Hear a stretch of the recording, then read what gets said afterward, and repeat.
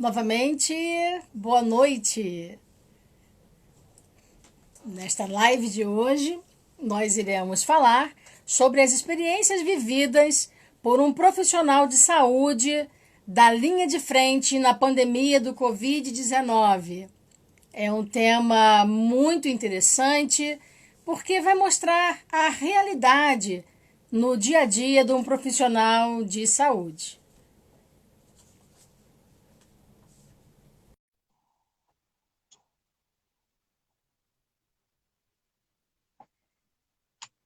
Deixa eu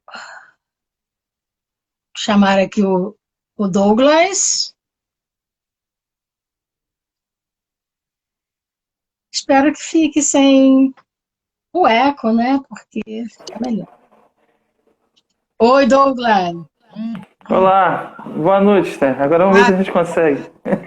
Perfeito. Nossa, olha, Douglas, eu quero agradecer a você por estar participando desta live conosco e estar dividindo com a nossa assistência sobre a sua experiência vivida nestes tempos de pandemia na linha de frente, né? Você é um amigo, um irmão, né? Mas eu vou deixar você sentar. Vamos lá, né? Então, Esther, eu que agradeço participar com você aí nessa sua iniciativa. Já te dou meus parabéns, né? Bacana.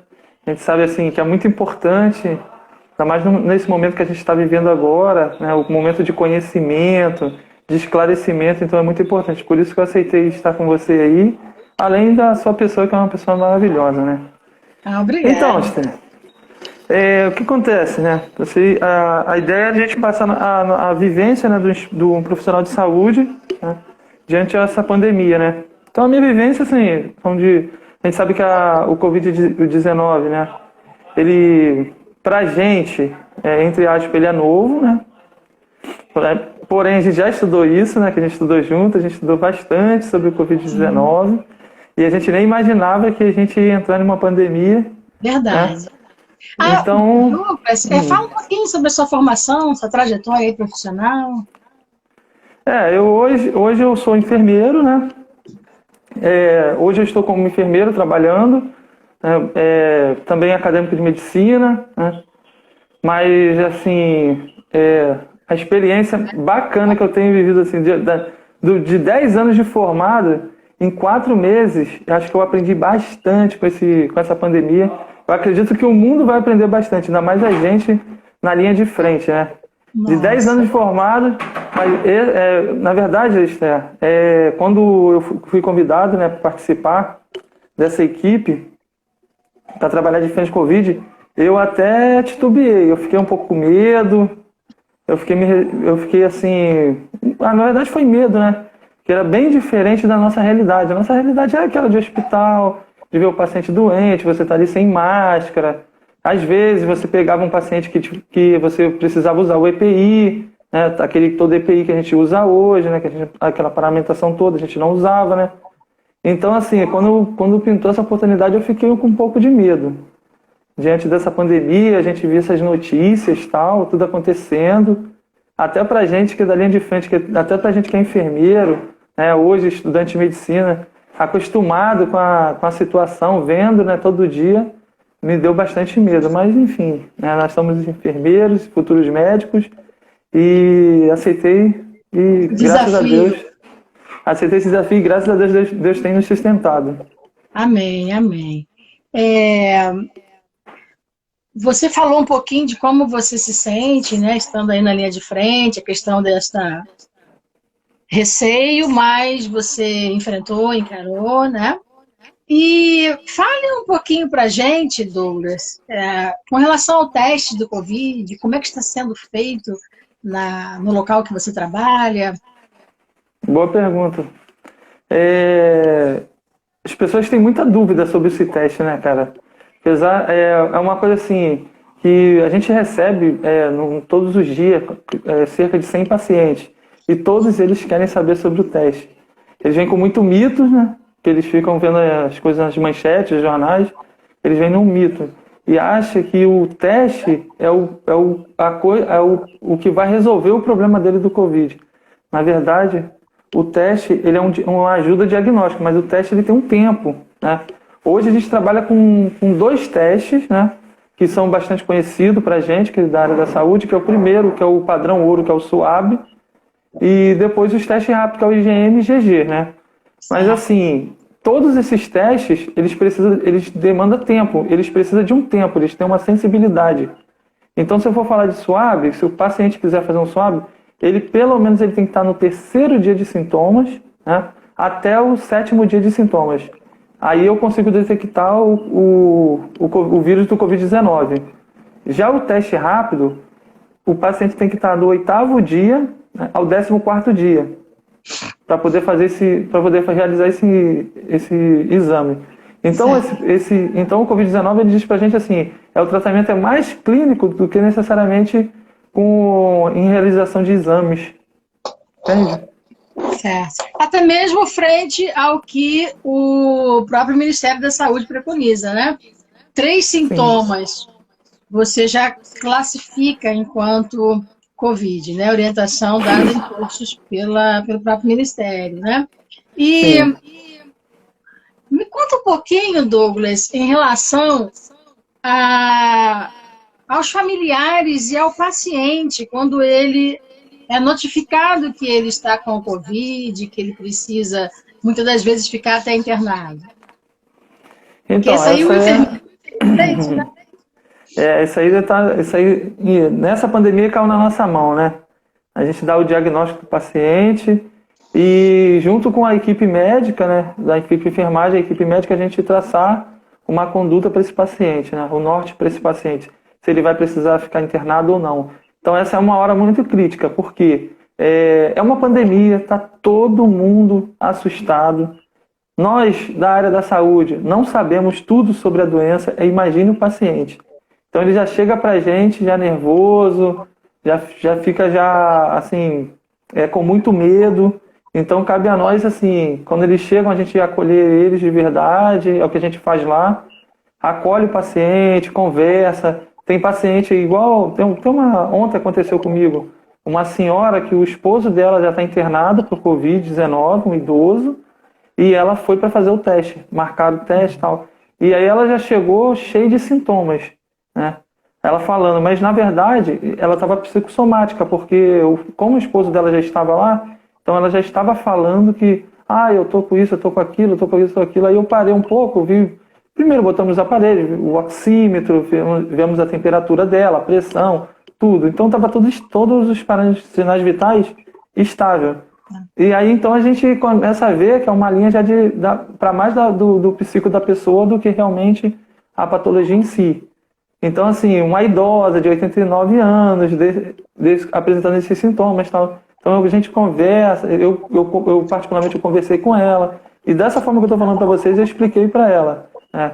Nem sempre você vai adquirir a doença. Às vezes o paciente, você pode ter um contato e esse contato ele não vai ser o determinante para você infectar, né? Porque a gente sabe, porque o paciente ele precisa estar, né, uma virulência muito alta e você precisa ter um contato. Isso é uma vivência nossa. Você precisa ter um contato muito prolongado com esse paciente para você adquirir essa doença. Então, assim, o paciente chega e a gente tem que trabalhar primeiro o psicológico do paciente, porque eles já sabem que se for o caso de levar para um UTI, no caso a nossa UTI lá que a gente leva, eles já sabem que lá eles vão ter que ficar sozinhos, né? Não tem a questão de falar o tratamento do paciente, como que ele está reagindo. Isso é tudo feito por telefone. A gente não para, a família não vai lá. A gente pega um telefone da família, um responsável, e de lá de dentro da UTI a gente vai falar com a família. Então o paciente já está ciente disso. Já chega assim. Já está ciente, o brasileiro já está ciente de que o Covid, né, porque a mídia, né, noticia e fala, não teve nem como se despedir, foi o último adeus, enfim. Então o paciente já fica assim, já fica muito nervoso. Então essa parte que você falou é muito interessante, de dar o diagnóstico para o paciente, que a gente faz isso, né, que a gente passa para o paciente, primeiramente a gente tenta passar uma força seguro para o paciente, né, e depois entrar com o diagnóstico para ele fazer o tratamento dele. Normalmente ele chega acompanhado de um familiar Sim, e a reação, imagino que frente a familiares também, né, seja bem olha, dura. eu falo para todo mundo que conversa comigo sobre Covid-19, né? Quando chega.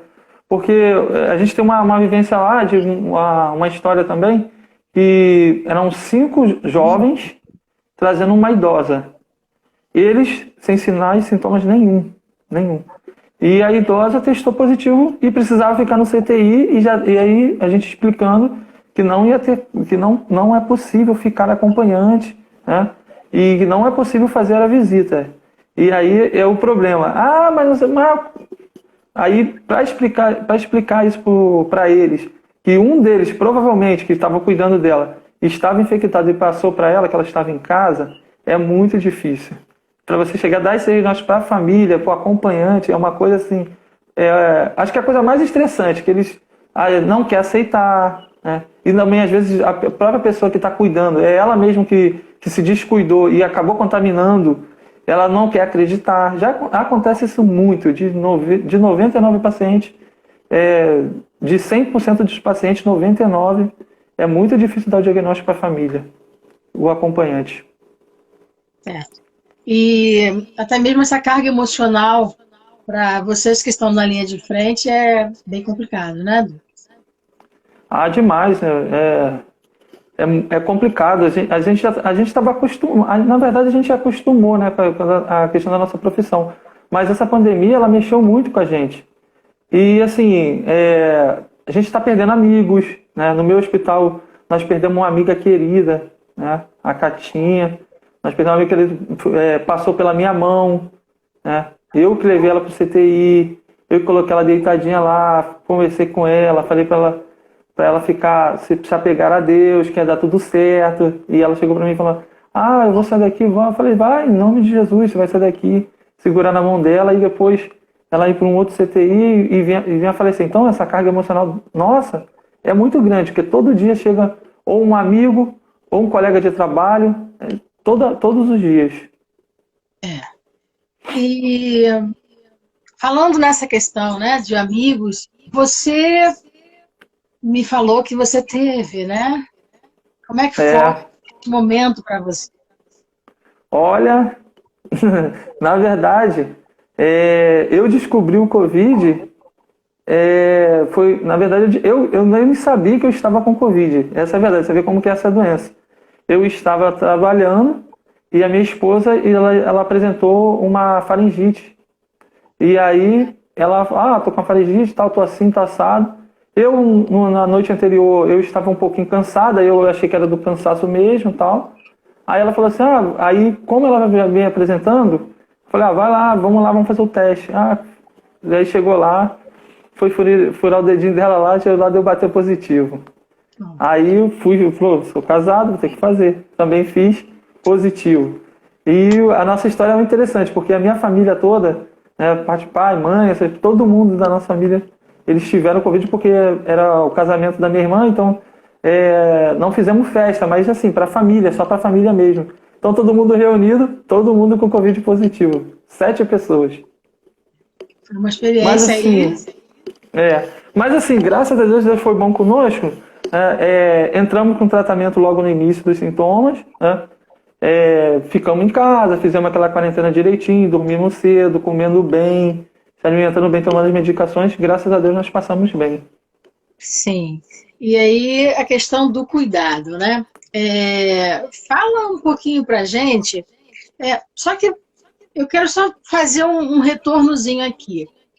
Você Sim. falou nessa questão desse abatimento e tudo, até uma das perguntas que surgiu, né? Que surgiram aqui. A questão do apoio psicológico, vocês que estão na linha de frente, vocês estão recebendo. Eu acho que isso é muito importante também a gente estar colocando, né? Olha, graças a Deus eu trabalho num município, numa empresa que ela assim, ela se preocupa muito com os funcionários, né? Então, mas nesse tempo de pandemia, ela foi muito parceira e a gente está sempre conversando sobre isso. A nossa CCIH, a nossa chefia está sempre cobrando os EPIs não deixa de a gente usar, está sempre falando com a gente, está sempre incentivando. Graças a Deus, assim, a minha experiência é uma experiência bem diferente dos demais colegas, né, que não tem esse aparato, né? Sim. Mas graças a Deus, a minha experiência, graças a Deus, assim, foi muito boa e está sendo muito boa porque realmente, assim, quando aconteceu comigo, aquela questão, não, Douglas, ó, tem que se afastar, depois recebi a ligação de um, recebi a ligação de outro, todo mundo ligando, todo mundo querendo saber, e aí, como é que tá bem hoje, foi bem bacana. Foi bem acolhido, né? Agora eu quero te fazer uma outra pergunta frente ao seguinte, sobre os cuidados com os pacientes e os protocolos, ou se foram vários ou utilizados, que são utilizados, né? Então, o Estado do Rio de Janeiro ele não adotou um protocolo, né? Eu trabalho para o Estado, né? Para a empresa que trabalha para o Estado, e o município de São Pedro, né? Então, assim, ela vai de acordo com o Estado, ela vai seguindo de acordo com o Estado. O Estado do Rio de Janeiro não adotou nenhum protocolo, porém, segue orientações aos médicos, aos prescritores medicamentosos, que são os médicos. Eles seguem orientações. A orientação que se dá é o seguinte, se o paciente e o médico, de comum acordo, ele quiser receitar qualquer medicação, pode receitar, entendeu? Então, assim, a polêmica do nosso país hoje na pandemia é a ivermectina, é a hidroxicloroquina e a cloroquina, né? Certo. Então, lá na nossa unidade, alguns médicos, né, adotam e tem médico que não adota, porque não tem base científica. Mas, assim, na nossa vivência, a gente até bateu um papo, a gente conversou um pouco, né, Esther? E no meu tratamento, eu usei a ivermectina, toda a minha família também usaram. Eu não vejo paciente que entra lá, um paciente que logo diagnosticado, entrando com todas as medicações, não só, né, com a ivermectina ou a hidroxicloroquina e etc., retornarem falando que agravou. Muito difícil. Então, assim, não tem base científica, mas tem base física. Sim. Física, que a gente da linha de frente, a gente está observando. Entendeu? Então, assim, é um pouco complicado, Sim. Mas no nosso hospital, o paciente chega lá, Covid positivo, ou é contactante, ou ele tem sintomas, né? E ele não está no tempo de fazer a testagem, ele vai sair com a receitinha lá. Uma receitinha de bolo que a gente fala que... Eu não posso falar aqui? Não sei se eu posso falar aqui, por causa das pessoas, né? Mas assim... Você fala a questão do protocolo, que é utilizado em vários municípios, né? Então, acredito que não tenha problema. O protocolo que a gente usa aqui, geralmente a gente usa assim, dependendo da clínica do paciente, né? Que a gente tem que ver a clínica do paciente. Se o paciente ele logo de início ele começou a apresentar os sintomas, então ele não há necessidade de entrar com a hidroxicloroquina, e sim com a ivermectina, a azitromicina, um corticoide, a gente também está usando o Clavulin também, então assim, e um antipirético, né, que é um dipirona, ou se a pessoa for alérgica, um paracetamol. Então são essas medicações, e realmente tem dado resultado. Certo. E assim, é bom a gente estar frisando que toda medicação é bom e o correto é ser utilizado com prescrição médica, né? Nós estamos aqui falando sobre a atividade do profissional de saúde numa unidade de saúde, na linha de frente. Então, nada do que está sendo dito aqui são medicações que não foram prescritas por um médico plantonista na unidade, correto? Então, para ficar bem claro, né? Afinal de contas, nós somos profissionais e a questão científica está sempre à frente. Tem uma pergunta aqui que está para mim, uma amiga nossa chamada Valéria. Pode responder. Ela está perguntando assim, na verdade, ela falou que tem uma pessoa, as pessoas estão tomando, quer dizer, preventivo a ivermectina, né? Isso aí não tem base científica nenhuma fazer uma coisa dessa. Não tem base científica nenhuma. Até porque eu tive a oportunidade de tomar a ivermectina antes e tive o Covid. Eu sou exemplo vivo. Então, assim, uma coisa é quando a pessoa está com sintomas, e aí usa. Outra coisa é a pessoa sem sintoma nenhum usar a medicação. Isso não faz sentido nem para o Covid, nem para qualquer outra doença. E é bom também lembrarmos que é algo novo e não se tem ainda ninguém sabe muito bem o que seja, né? Douglas, na experiência que você está tendo aí nesses meses na linha de frente, qual a estatística que você percebe em relação à idade do paciente, a questão da comorbidade? Também outra pergunta interessante, Esther. Porque o que a gente, lá no nosso centro de triagem, né, a gente, além de saber quantos pacientes deram positivo, negativo por dia, a gente também tem essa questão de saber qual é o bairro e a idade do paciente. Geralmente, o paciente, em relação a sintomas graves, né? Em relação a sintomas graves, geralmente esse paciente é um paciente idoso com comorbidades, né? Já é um paciente que tem um AVC, que já está sequelado há anos, tem um EV que está acamado há anos, né? Esse paciente geralmente ele nem anda, mas quem traz é uma pessoa de fora que está cuidando dele, e a pessoa que tem um pouco, que a gente fala que é o obeso, né? Aquela pessoa que tem uma comorbidade, que também é o obeso. Então essas são as pessoas que vão agravar, que realmente agravam, que realmente a gente tem que levar com suporte ventilatório e etc. O resto, dessa parte da população mais jovens, tal, geralmente passa-se muito bem pelo Covid sem nenhum problema. Certo. E a pessoa que tem comorbidade, que se cuida também, deve ter aí um diferencial, né?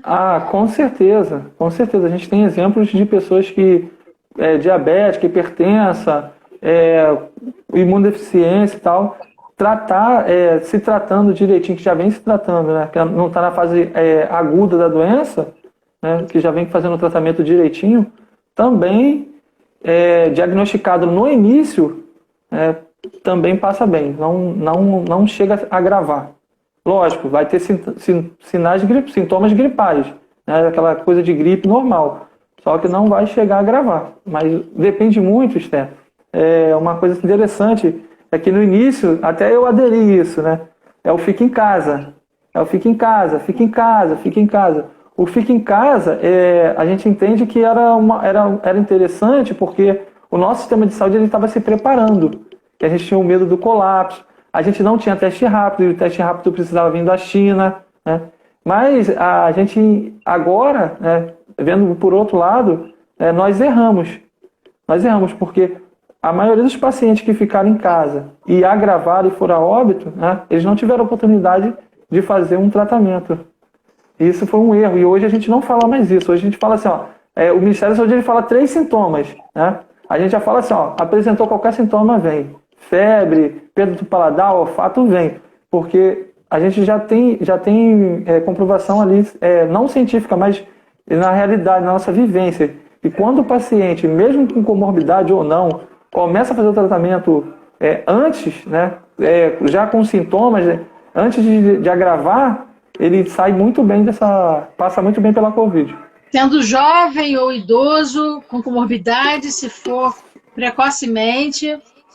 Precocemente. Aí a gente também, quando o paciente, ele não é um paciente que há indicação para o CTI, a gente prescreve toda a medicação e a gente também orienta, se puder, né? Que às vezes não pode. Eu sempre falo para a família, falo assim, não compra não, pega emprestado o oxímetro. O oxímetro, o termômetro, para a Covid é o que há de melhor, para você ver se o seu paciente está gravando ou não. Porque você vê a temperatura desse paciente toda hora, a cada 2 horas, enfim, a cada meia hora você vai ver a temperatura desse paciente. E a oximetria. O que é a oximetria, né? Vou falar para as pessoas que estão nos acompanhando. É um aparelhozinho que ele vai mensurar a nossa função pulmonar. Como que está hoje. Então, aí a gente explica, né? Alguém que está acompanhando esse paciente, explica tudo direitinho. Como que é a função pulmonar normal e como que tem que ser. E quando chegar em tal ponto, abaixar tal ponto, para correr para a unidade para a gente entrar com suporte ventilatório. Correto, é. É importante nós estarmos falando e debatendo sobre esta questão, porque, muito embora esteja toda hora sendo visto nos noticiários, nunca é demais, né, Douglas? Não, com Nunca é certeza. demais a gente Olha, estar... Esther, quando você me convidou, eu falei para falar, vamos falar sobre o que é pouco, porque, na verdade, todo mundo quer saber alguma coisa sobre o Covid. Todo mundo tem um idoso em casa, todo mundo tem um paciente com comorbidade em casa, a própria pessoa, tal, todo mundo quer saber um pouco sobre o Covid. E o que a gente tem diagnosticado é que as pessoas, Esther, estão com medo de ir ao hospital, né? Porque foi se falado lá atrás a questão do fica em casa, aí a pessoa fica com medo, e aí a gente sabe que o tempo é determinante para o tratamento do Covid. Então a pessoa fica com medo. Então por isso que foi interessante fazer a live contigo, porque nessa hora tem alguém que está precisando dessa ajuda, desse suporte, né, a gente está podendo chegar até eles. Sim. Interessante. Buscar o atendimento, tendo os cuidados pertinentes, né? O uso da máscara, ter o cuidado em relação à lavagem das mãos, enfim, né? Mantendo todo o cuidado, o ideal é ir logo, né? Com certeza, com certeza. E essa questão de você usar máscara, lavar as mãos, usar álcool em gel, é o determinante para a pessoa não se infectar, cara. Na verdade, a única proteção, como a Valéria falou agora há pouco, sobre a pessoa tomar ivermectina, é mais fácil ela comprar a máscara e ter a máscara, usar a máscara em excesso, e aí vai ter o resultado. E evitar, né? Na verdade, tem que evitar mesmo aglomerações, porque você não sabe, né? Como é que está a pessoa que está do seu lado, do outro, e isso. Esse tempo que você está ali, se tiver uma virulência muito alta, dentro de um restaurante, sentado um do lado do outro, é o tempo determinante que você pode desenvolver a doença. É verdade. E assim, né? A gente aqui está falando e nós precisamos também estar atentos a protocolos realizados por outros profissionais, né? Por médicos, enfim, que nas suas cidades, né? A gente sabe disso, em outras cidades, outros municípios, na qual houve uma reunião entre os médicos e eles até determinaram que vai se usar preventivamente, mas aí cada caso é um caso, cada cidade vai ter o seu protocolo ou não. Então, tudo isso a gente respeita, a gente entende, né? Uhum, com certeza. Sabemos que precisa, né?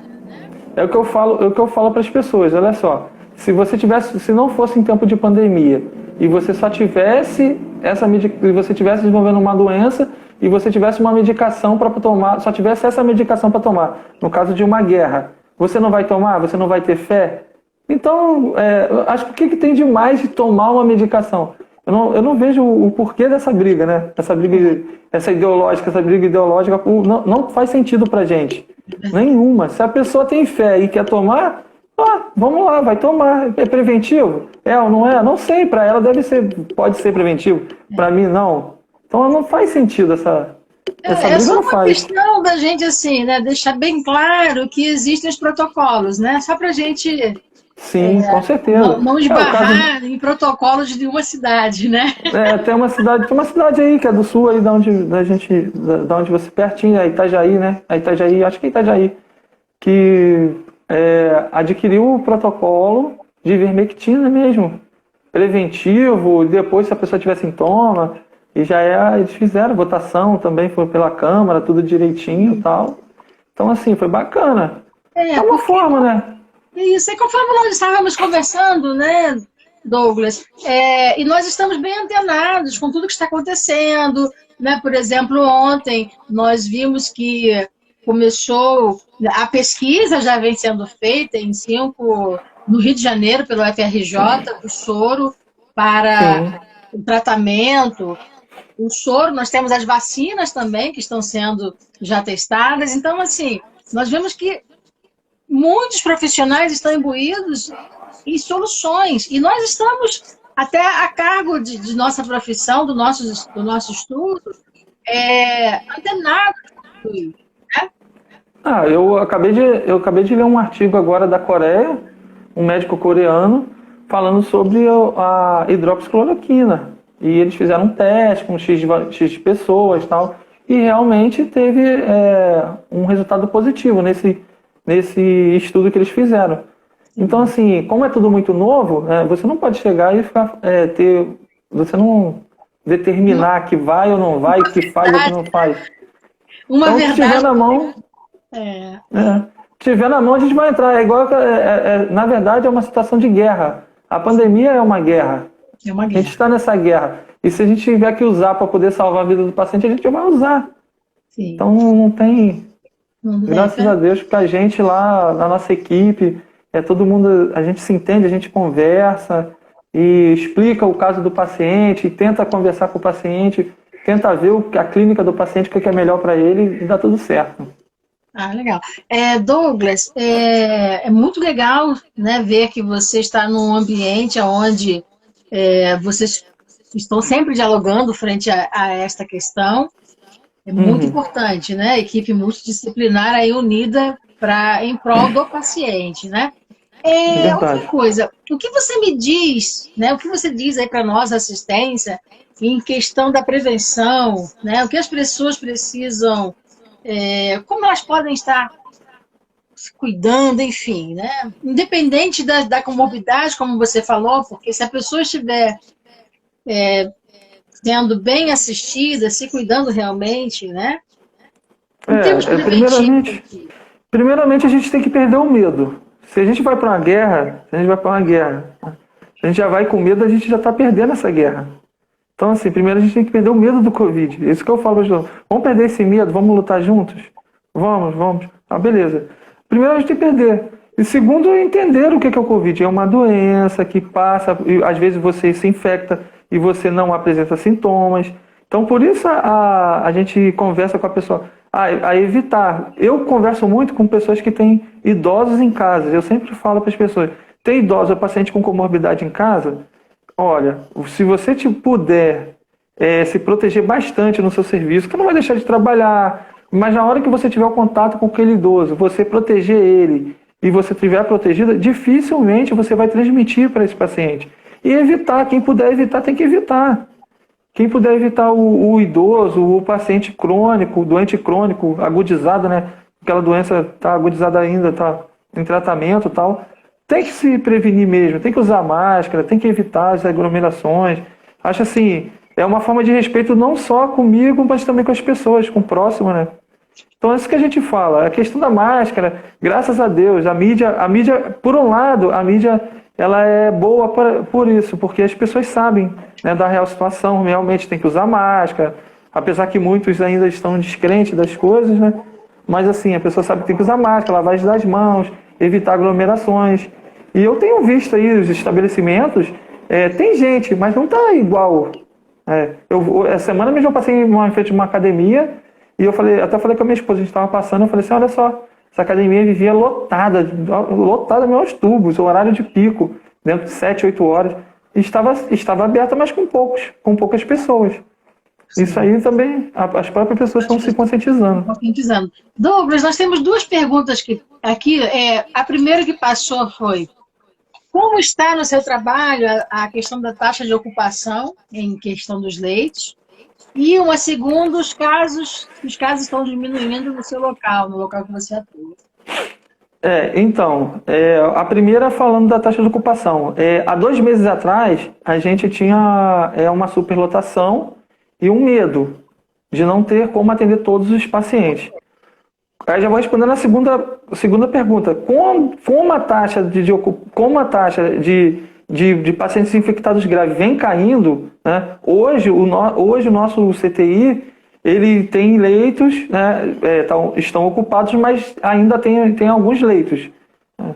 E a gente aqui no Rio de Janeiro, eu sei que aí no Paraná é bem melhor em questão da saúde, mas assim, graças a Deus, o paciente ele vai passar pela triagem, ele vai para o CTI, e do CTI a gente vai colocar no sistema que a gente chama de SER, que é um sistema, né, regional, né? E menos de 3 a 7 dias esse paciente está sendo transferido por um outro CTI que é mais qualificado no tratamento do Covid. Graças a Deus, a gente tem assim um suporte. A gente está tendo um suporte bacana em relação ao Covid, a transferência de paciente grave. Mas legal. hoje, a superlotação não existe. Poxa, é importante, né, você que está na linha de frente, Douglas, falar isto, porque já passa uma outra visão, né? As Sim, pessoas estão tendo esse suporte, isso aí é muito importante. sim, hoje é prioridade. Hoje é prioridade. Olha, eu nunca vi uma coisa dessa. Saiu uma vaga de paciente sem cunho político, sem nada, em 3 dias, 5 dias, ir para o hospital bom, um hospital de qualidade. Muitos vão para o hospital de qualidade, que a gente fala assim, que dá até vontade de a gente ir na remoção, que você fala assim, né, que é uma briga no hospital, né? Ah, não vou remoção não vou remoção não. Nesse, tem hospital que você fala assim, cara, eu quero ir, que são hospitais bons, que você vê que realmente... Como é a instalação, né? Pô, da Fiocruz, é um hospital que eu top, todo mundo quer ir lá, né, para conhecer. Então, assim, é uma remoção. Então, assim, a primeira pergunta era para saber como que estava o superlotado ou não. Hoje a gente não tem mais esse risco, graças a Deus. Lógico que a gente tem outras doenças, então o CTI para a Covid é um CTI separado das outras doenças. Das outras doenças continua como sempre existiu, problemas de vaga, etc. Mas hoje, do Covid, ele é separado, entende? E a outra pergunta foi da Valdívia, se a taxa estava baixando, né? Graças a Deus, a gente, assim... a gente está testando muito paciente, né? Está testando muitas pessoas, mas assim, vamos botar que a gente testa 50, 70 ou até mesmo até 100 por dia, 20% estão com Covid, mas não estão graves. 1%, 2 pacientes, 3 pacientes, aí esses sim agravam. Ai, é muito bom ouvir isto, né? Porque passamos por momentos já bem tensos, Não, né? olha, eu chegava em casa, eu tomava meu banho e ficava no meu quarto ali refletindo que de tanta coisa que a gente via, o Covid ele é muito ingrato, né, cara? Porque se a gente pode se proteger, cara, por que essa pessoa tem que morrer de Covid, cara? Se todo mundo se proteger. Então ele é muito ingrato. Entendeu? Uma pessoa toda com uma vida toda pela frente, ou aquele idoso bem tratado. O que mais dói é ver um idoso bem tratado que estava se protegendo, e aí, por ter parentes, alguém que se descuidou, que também a gente se descuida direto na rua, infectar esse idoso e esse idoso vem a óbito. Sim. Mas É graças a momento Deus. de prevenção, cuidado e não deixarmos cair no esquecimento, porque nós ainda estamos vivendo numa pandemia, né? Com Daí certeza. estarmos refletindo sobre isso, né, Douglas? Agora, uma coisa interessante e que eu quero só ressaltar aqui, você falou lugares bons como o hospital lá da Fiocruz, outros demais hospitais que você aí colocou, que estão bem equipados, e nós queremos ressaltar a importância do SUS frente a isto, né? Sim, com certeza. O SUS ele é determinante no nosso país, né? A gente também que vive em outro país, a gente sabe como é que é o sistema de saúde do mundo, né? A gente já sabe como é que é. Ou é muito caro ou não tem nada, já o SUS tem tudo, né? Só que o SUS tem que ser gerido com responsabilidade. O que a gente fala é muito lindo no papel, muito lindo no papel. O que falta são os gestores com responsabilidade, porque no SUS, no papel em si, ele é muito bacana, realmente funciona. Sim, e quando a gente comenta assim, nessa questão do SUS, frente até a pandemia, mais também para dar um alerta, né, Douglas? Em razão também de que a população ela tem também sua responsabilidade frente aos conselhos também, né, de estar valorizando o SUS e contribuindo com a sua participação também, né? Com certeza. Mas, todavia, é importante ressaltarmos que no Brasil o nosso sistema único ele é realmente maravilhoso, está dando esse suporte. Não, e isso, como o SUS já tem implantado já há bastante tempo, graças a Deus é uma rede assim, sólida. Então, diante dessa pandemia, eu sempre falo para as pessoas que criticam, ia morrer, tá, beleza, morreu muita gente, mas foi tratado-se muita gente. O SUS, pelo menos, ele deu esse suporte para poder tratar muita gente. E Em termos de Rio de Janeiro, conforme você falou, está realmente decrescendo, as pessoas sendo bem assistidas, na medida do possível, né? E agora, em termos de considerações finais, que o nosso tempo ele é implacável, o Pô, papo está muito bom, né? Eu gosto muito de conversar com você, com a sua esposa, Thaís, que é minha amiga também, e esse bate-papo está muito bom, né? Suas considerações. para falar sobre Covid, né? A gente tem que ter muito mais tempo, que toda hora é uma informação nova, né? Mas assim, para terminar, Esther, eu que agradeço, né, sua participação no seu programa aí e dizer para todos os meus amigos, para toda a população, todo mundo que está assistindo, né, que a gente vai vencer essa guerra. A gente já está já no, a gente subiu já a ladeira, né, nessa tão sonhada curva. Agora a gente está descendo essa curva e que eu creio que a partir de mais de 2 a 3 meses aí a gente vai poder retornar à nossa vida normal, até porque também já se produz a vacina, né? A gente viu agora essa semana aí que a Fiocruz já está a todo vapor fabricando aí as 300 mil doses. Então, assim, a gente já crê que pelo menos os idosos e os profissionais de saúde, que são os principais, né, da área de risco, vão estar vacinados, graças ao nosso SUS também, né? A Thaís E passou aí, ali. e aí a gente vai poder voltar à nossa vida normal, mas nunca mais nós teremos os mesmos. Vamos sempre lembrar dessa pandemia.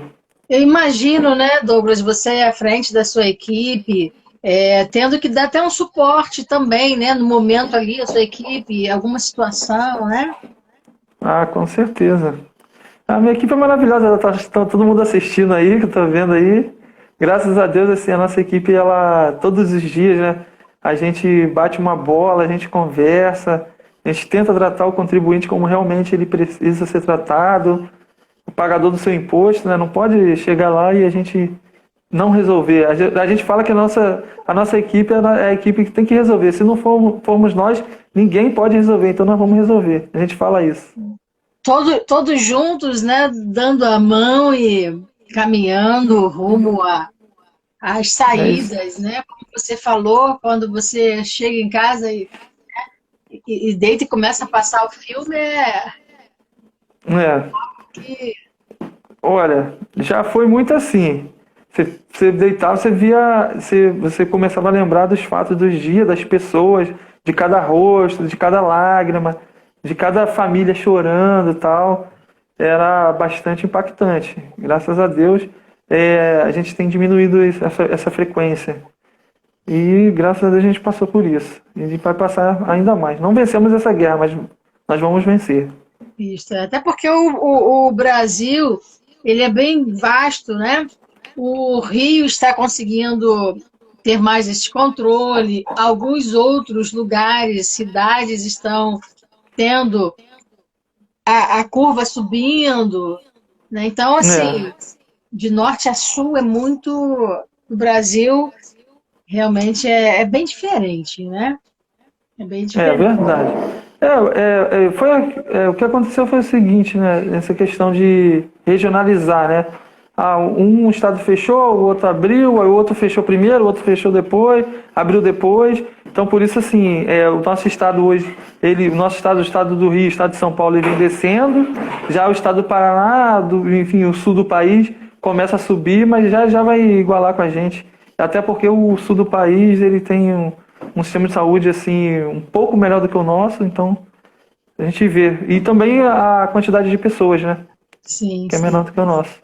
é verdade. Olha, Douglas, eu realmente quero agradecer a sua participação, a sua equipe que está toda aí também nos assistindo. Sei que é uma equipe aí de guerreiros, você é um guerreiro também, e sei que está administrando toda essa situação e, com certeza, dando apoio à sua equipe, porque você é uma pessoa muito bacana, um profissional muito dedicado e Amém.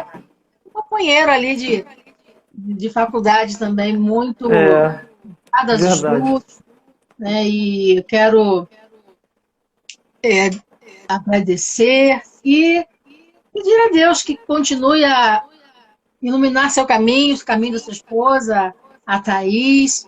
Tá bom? A nossa assistência, agradecer muitíssimo. Que Deus possa continuar abençoando a cada um, livrando de todas as enfermidades, né? Amém. E obrigada mais uma vez, viu? Eu que agradeço. Infelizmente, são tantas coisas que a gente tem que falar, mas nosso tempo é muito curto, né? Acho que uma outra oportunidade, a gente tem muita coisa para falar, tem muita dúvida para tirar das pessoas, né? Mas nosso tempo é muito curto. Mas assim, foi um tempo muito bacana e eu que agradeço, Esther. Eu que peço a Deus todo dia para continuar te abençoando, guardando Amém. você, toda a sua família. Manda um Amém. abraço para Thaís, Ah, tá? legal. A minha Thaís daqui. É. Eu tenho uma Thaís aqui, rosa, e você tem uma Thaís rosa também, pô. É verdade, Thaís Rosa. Olha, beijo a todos, viu? Tchau, Tchau. tchau. Obrigado, gente.